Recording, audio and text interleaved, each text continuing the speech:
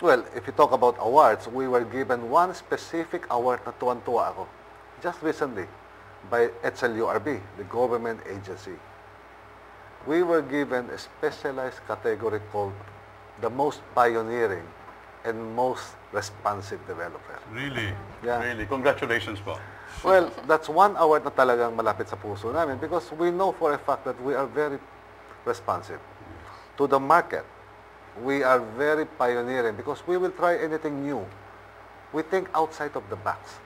Tawag nga sa amin, maverick. Kumbaga sa Tagalog ko, pasaway. Pasaway. Pasaway naman. Oh.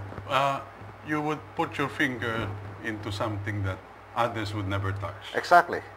Exactly. We'll do things differently. We see the market differently from what the others see.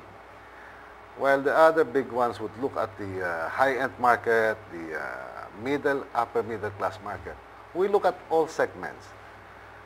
Tinitingnan din namin kung saan yung pinakamalaki na market. And these are the lower middle. Kaya hindi rin namin iniiwan yung market na yan. Oo, kasi Although syempre- umakyat kami ng level, Oo. hindi namin iiwan tong market na. Yes, and And mamaya, Noel, meron ako i-announce sa'yo. Very good news for people in Pampanga. okay, okay. Mr. Lee, bakit ba napansin ko na there is now a boom? There's now a boom in developments, in realty developments. And even the big players, the so-called big players, you know, Yeah. they are going to the provinces. What is happening now in the industry? Well, let's just say the developers will go where the market is. Kung nasaan yung merkado, doon pupunta yung developer. And I was saying even before na Pampanga is really booming because of Clark, especially Angeles. Dumadami ang taong nagkakatrabaho, dumadami din yung perang pumapasok because of our overseas Filipino workers. And whether you like it or not, magbo-boom at magbo-boom. Yun ang sinasabi namin. If you want to buy houses, I've been saying this for the last 2 years. Kung bibili ka rin lang ng bahay, ngayon na. Ayun na. Ngayon na nga. Now na.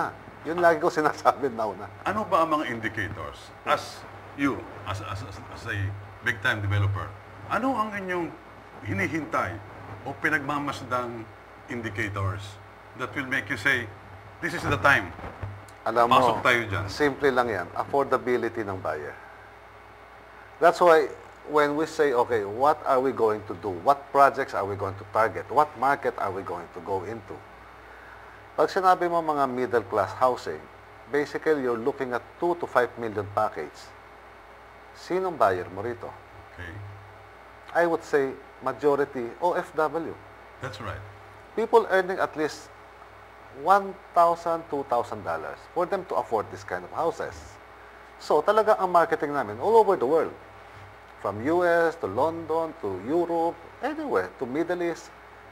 So ngayon sinasabi natin, unti-unti nang yung umaasenso, umaangat ang ating economy. So yung local employment medyo gumaganda. Yung local employees are earning more, maybe because they can get additional job. Maybe their salaries are going up. At ang isang maganda pa, itong pinakamalaking market. Kaya Noel, ayaw kong iwan yung market na yan. Although umakyat na kami ng level, gusto ko pa rin i-maintain yung market na because that is where we made our name. At saka, lagi namang merong mga ganong buyers. Hindi di ba? mawawala yan. I Hindi would say mawawala yan, eh. 80% ng market, ito yung mga market na people, family income earning about 20,000 and more. Ito yung mga nagtatrabaho dito sa Pilipinas, sa Pampanga, anywhere in the cities. These are people who are probably husband and wife are both working, na ang kanilang tinitirahan ngayon apartment. Now, with the recent, yun ang good news ko nga, with the recent reduction of interest rate ng Pag-ibig, this is the market that we are catering now. Ito yung market na umuutang sa Pag-ibig eh. Pag-ibig.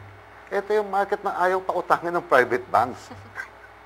Kasi gusto nila fix ang interest rate, mahaba ang terms, so pinag-uusapan natin dito 30 years ng huhulugan para mababa yung monthly amortization. Kagandahan, from a high of 16% before, during the time of Ramos, now down to 7%. Talaga. At ang loan ceiling from 300,000 inakyat to 750,000.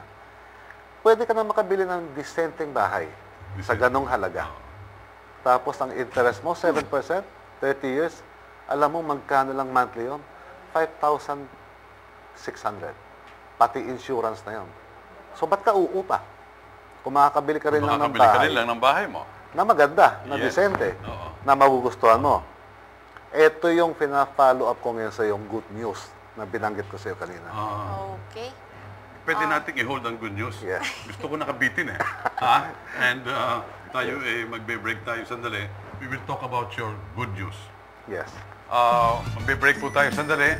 Pero medyo exciting ito kasi sa ating pagbabalik, good news ang ating pag-uusapan from Mr. Delphin Lee. Huwag po Binibitin kayong pa. maalis. Ibabalik po simple yung usapan.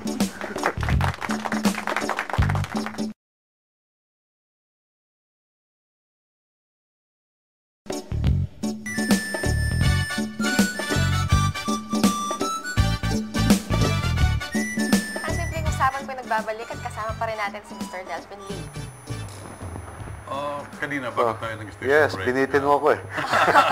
ano Ano yun? bitin ng konti eh. Ano yung Diba? magandang balita? Ayan. Yes. Ano ba itong magandang balita? Alam nyo, siguro alam na rin ng marami nating viewers na ang Globe Asiatic, meron kami ginagawang project dito sa Angeles, yung Enclave. Enclave. Enclave. Yan eh, para sa mga rich. Medyo mayaman. High-end yan. So, after that, siyempre, marami na rin sumunod na ibang project dahil parang nabuhay. Nabuhay ang real estate market dito. I think, tumaas ang standard. Kailangan nilang i-upgrade ang kanilang dating ginagawa. So, medyo nakaganda sa market. But, ito pa rin yung pinupuntos ko eh. Noel, itong market na ito, para lang sa mga can afford, Yes. mayayaman. Okay. Ayaw kong iwan yung market ng totoong tao, yung totoong masa. So, meron kami ngayong bubuksan na bagong project diyan sa Kalibutbut. Kalibutbut is in... Bacolor. Okay. Pero alam nyo, yung lugar na yan, nagulat ako, it's only 6 kilometers away from Enclave. Along Friendship Highway or along the Circumferential Road. Akala ko all the while, sakop pa rin ng Angeles yun eh. Kasi ka, Malapit. malapit talaga. Malapit. Actually, 1 kilometer away, nasa MacArthur Highway ka, San Fernando. That's right. 1 kilometer away from the site, nasa Angeles ka. Oo. So, akala ko all the while, Angeles yun. Bacolor pala, may sakop nun. And we just bought a big property about 2 weeks ago. Ito ngayon ang pinapaspasan namin. And we hope to launch this by January. Ito po yung para sa mga average working Filipino families. I-describe ko sa iyo. Ang presyo nito, maximum 750,000. That is house and lot. House and lot, up and down, parang apartment type na bahay, 2 bedrooms, pwedeng 3 bedrooms kung may isang kwarto pa sa baba. May parking lot ho sa harapan, 5 meters ang setback. May setback na 2 meters sa likuran, so pwedeng maging labahan. Pero ang pinagmamalaki ko rito, pati si Mayor Dongka ng Bacolor, ito ang tuwa rito. Ito po ang sasabihin namin project na napaka-sosyal. Kaya ito yung lagi namin sinasabi na hindi lang mayaman ang pwedeng maging sosyal. Kahit di ka mayaman, dito sa project na ito, sosyal ka. Okay. Balikan ko sinabi mo kanina ha. 750,000 pesos. Yes. Per unit. And that's the top price. Oo. May 600 Ceiling pa na kami. yan. Ceiling na yan, no? And what is the lot price? I mean, the lot House size? and lot. Ang size ng lote nasa 60 square meter, para siyang townhouse.